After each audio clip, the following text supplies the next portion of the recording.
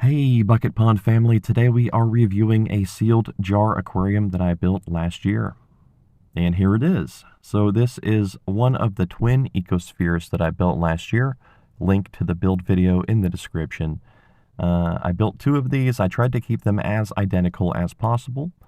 And I gave one to one of my YouTube members. I hope they are enjoying it. But this was a Mount Olive pickle jar that I turned into a planted aquarium, and I sealed it shut. This is not like the other ecospheres that you typically see on YouTube, where they go out into the world and they take some rainwater and some mud and they throw it together, they close the lid, and they wait to see what happens. Those types of ecospheres are fun and they are really, really cool. But this is what I call an intentional ecosphere, or an intentionally sealed aquarium.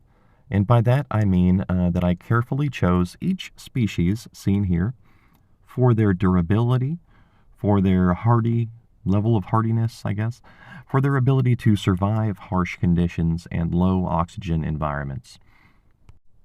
And this includes the plants as well. This is a type of hairgrass called spike rush, and I work with this plant quite a bit. You've seen it a lot on my channel. But I had a feeling that it would be the perfect ecosphere plant because it can occupy every niche in the aquarium. It can grow as a planted substrate item.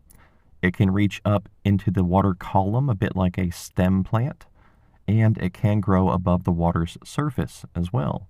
Spike rush is amphibious. It is also extremely hard to kill. If you have spike rush in your tank and it's dying, then you have done something really, really wrong. This plant is generally indestructible, and I love it.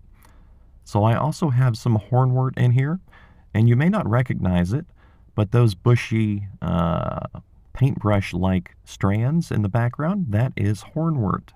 That is the same hornwort that you'll find at the aquarium store. Here in this sealed environment, it has changed its shape.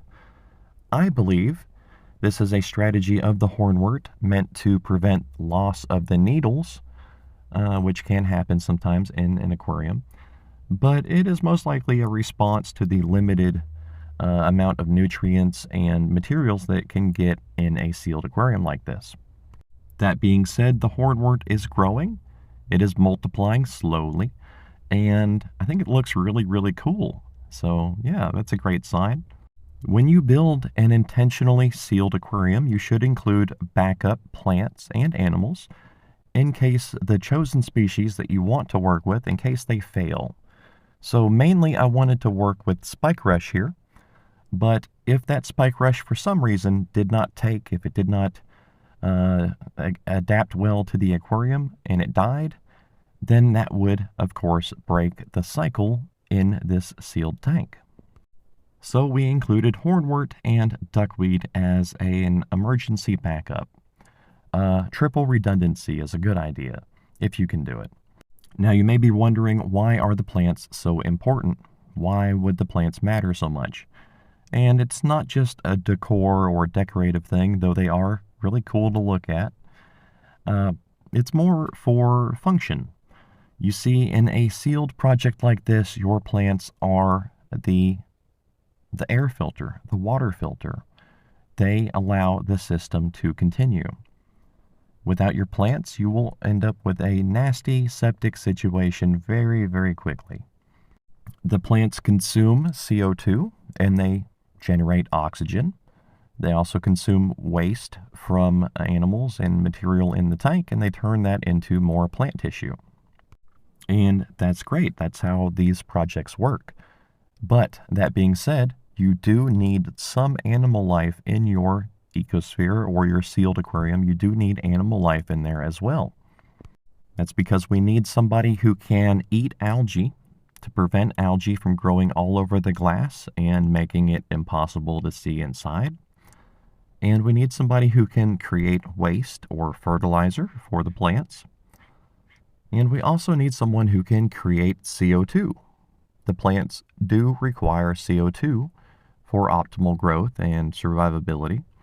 So we basically need animals in a sealed project like this. You need plants and animals. Now, I want to take a second to remind everyone, please do not put fish or crabs or anything like that in a sealed aquarium.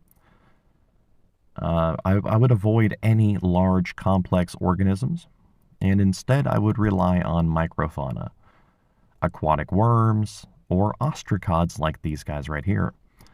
So these are my two species of ostracods. We have this small round variety, and we have these larger oval individuals here. They are different species, though they are related, and I think some of those may be water mites as well.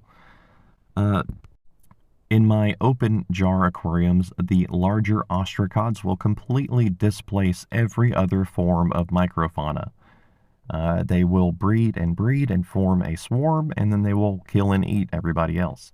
Or they will consume all of the food before anyone else can, effectively accomplishing the same goal.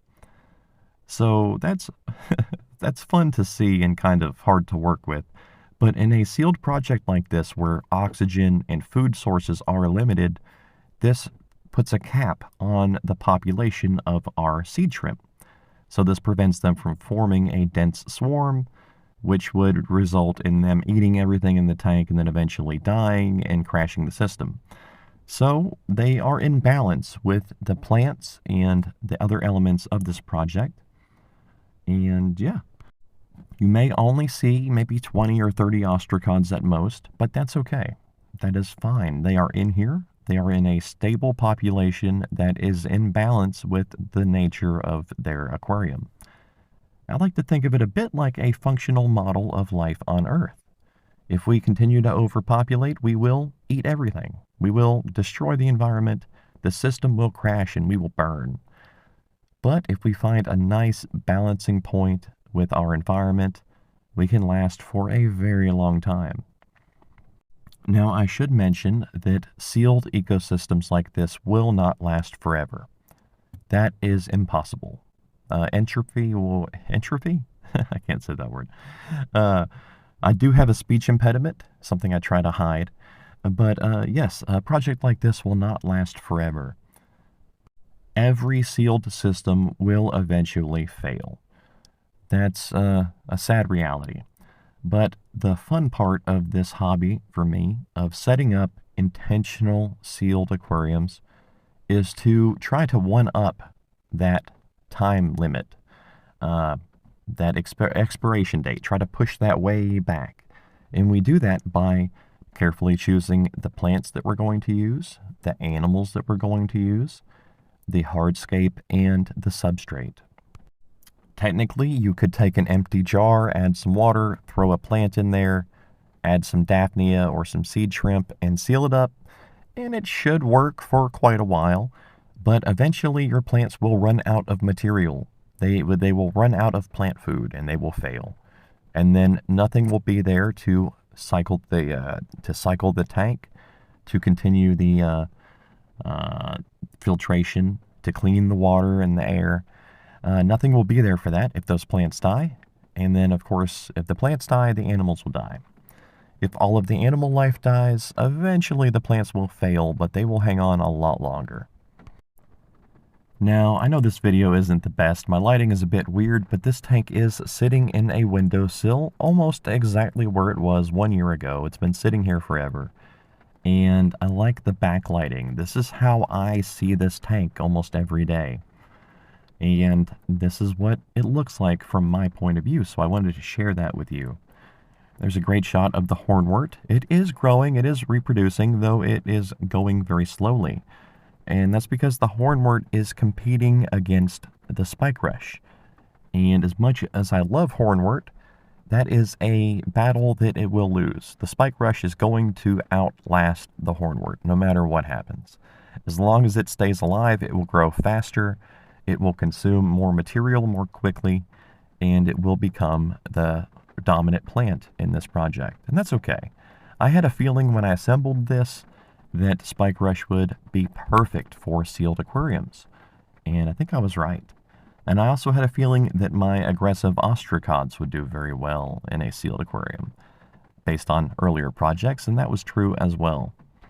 So part of what I'm doing here is trying to establish the method.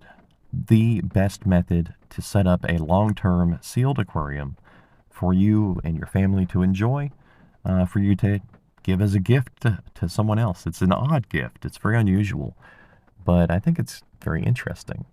Imagine a friend gives you a pet, right? A goldfish. Like, oh, great, it's a goldfish. You may not be equipped for that. But imagine that same friend instead gives you a jar of plants and little critters, and you don't have to do anything. You don't have to clean the tank. You don't have to feed them. You don't have to do anything. You can just look into the jar and see a little slice of life right there in front of you.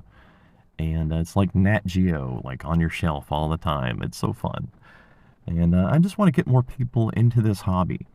Intentional ecospheres, I believe, are a new territory. We're pioneering a new type of hobby here. And I can't wait to see where things go. And, you know, guys, I've looked into this stuff quite a bit. People have been building sealed aquatic ecosystems for quite a while. And some of the first to set up a sealed project like this, kind of like this, were actually scientists from NASA. The first ecospheres were spun off from some NASA patents related to sealed ecosystem survivability. Can you imagine that? At one point, our astronauts were going to be launched into space with a fully planted, sealed ecosphere around them. And for all the tests and things that were run, it seemed very effective. I don't know why they gave up on that idea. So before we go, I want to mention that this tank was set up with an idea from the community.